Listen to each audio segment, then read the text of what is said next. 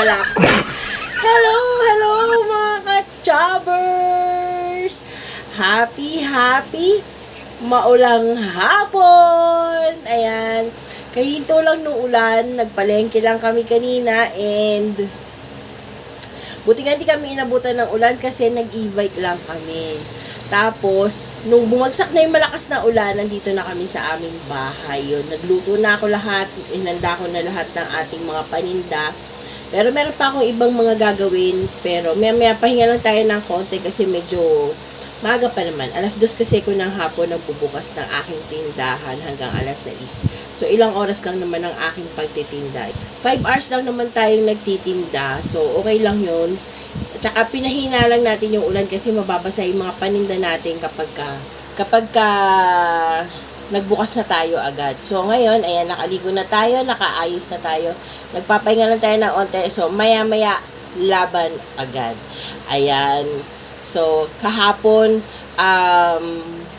magsasara na sana ako kahapon ng mga 6:30 na yata yun na. Tapos may nag-text sa akin, naghahabol siya ng order. So, ano pa tayo kahapon, nakapagbenta pa tayo ng fruit soda and mga kwek-kwek and kikiyam. So, ayan, nakahabol pa siya kahapon bago tayo magsara. Nag-text kasi siya kahapon. So, nabasa ko doon. Hinanda ko na bago siya dumating. So, ayun, nakabenta pa tayo. So, ngayon, pahinga lang muna tayo. So, see you later. Mag-ano na tayo. Maglalabas na tayo ng mga gamit natin sa pagtitinda. So, pahinga muna tayo ngayon. Guys, I'm back. So, ayan, meron tayong order. Pakita ko sa inyo. Let's go! Meron tayong order na fries. Ayan, 2 fries. Ayan, may kwek-kwek. May isang footlong. At meron tayong Hungarian. So, ayan ang ating order. Waiting sa order. Salamat po! Hi guys! Ayan, tapos na tayong magtinda. May mga order kanina. Hindi ko na naipakita sa inyo. So, kung ano lang yung muna yung na-capture natin kanina, yun lang muna yung pinakita ko. So, ngayon, for today naman, magluluto naman tayo ng ating dinner. So, sisimplehan lang natin yung ating dinner sa ngayon kasi para mabilis lang tayo makaluto at makakain na rin tayo. Then, makapagpahinga dahil bukas, may lalakarin lang kami ni Dong. So, maaga kaming aalis. So, ngayon magsasaing muna tayo and then ihahanda na muna natin yung ating kakailanganin sa pagluluto ng ating buttered shrimp. Social maka buttered shrimp. So, ayan. So, dyan lang muna kayo. Magsasaing muna tayo. So, relax and enjoy. So,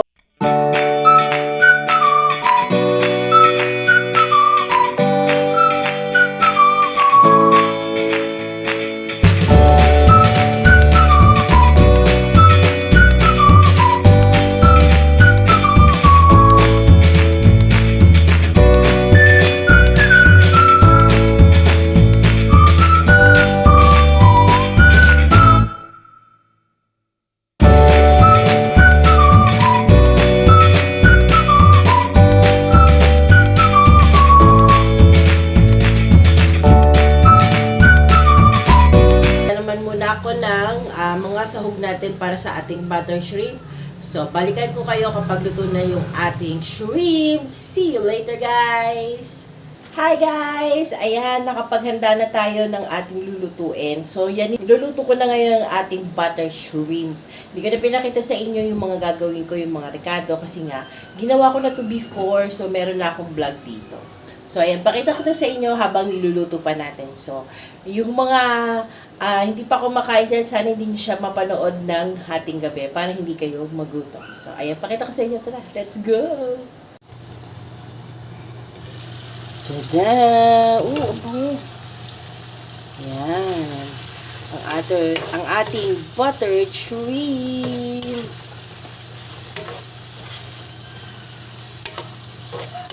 Bango, sarap.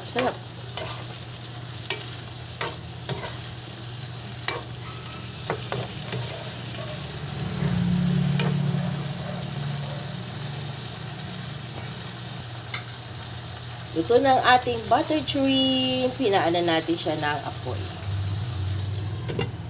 Hello! I'm back! Ayan, so tapos na tayo magluto ng ating simpleng butter shrimp. Hindi ko na pinakita sa inyo kung paano ako nagluluto ng butter shrimp kasi meron na akong vlog yan before. So ngayon, yun na lang yung aming uulamin kaya mabilisan lang naluto and then nagsasaing na ako, hindi pa luto yung ating sinaing. So, maghahanda pa ako ng aming table. Ayan, hindi ko na kayo sasama sa aming kainan. And sana'y nag-enjoy kayo sa aming mumunting vlog. And sana'y na-inspire ko pa rin po kayo sa mga gusto at nag-iisip ng kung ano yung pagkakitaan natin ngayong medyo mahirap ang buhay. Ayan, kung kailangan natin ng mga extra income, huwag na tayo magpa-scam. Ayan, extra income, no scam. Ayan, no scam tayo guys. Kasi naglipa na ang mga scammers ngayon sa social media. So, na-scam na tayo before, so hindi na tayo magpapaulit pa. Never again, sabi nga, di ba? So, ayan, kaya kung gusto nyong magkaroon ng extra income guys, kailangan nating maghirap, kailangan nating maging masipag, at kailangan natin ng willpower. Yes, willpower yan. Kailangan natin yon para magkapag-umpisa tayo ng ating simpleng negosyo na hindi naman ganun kalaki ang kapital. So, ayan, sana na-inspire ko kayo. Ayan, kung meron kayong space sa inyong harapan ng bahay ninyo, ayan, subukan nyo magtinda-tinda and then kahit hindi man siya ganun kalaki ang kitaan, pero mas okay pa rin yun kaysa wala kayong kinikita. Walang instant money, walang easy money guys. Lahat pinaghihirapan. So lahat kailangan mo pagpaguran. Yun lang yung ma-advise ko sa mga gusto at nagpaplano kung ano ba talaga yung gusto nila na extra income dahil nga syempre sa hirap ng buhay natin ngayon, tayong mga mommy, tayong mga parent, tayong mga housewife, tayo yung nagbabudget ng pera para sa pang-araw-araw natin. So, kailangan nating mag-isip, kailangan nating gumawa ng paraan kung paano tayo magkakaroon ng extra money para pandagdag sa ating mga gastusin sa bahay natin. So, ayan, sana'y na-inspire ko kayo and sana'y nagustuhan ninyo ang aking mumunting vlog. Ayan, kung hindi ka pa nakakapag-subscribe sa aking YouTube channel, guys, ano pa hinihintay mo?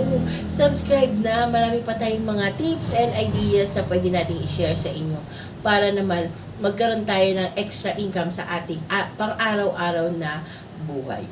So, ayan, hanggang sa muli, guys. See you on my next vlog.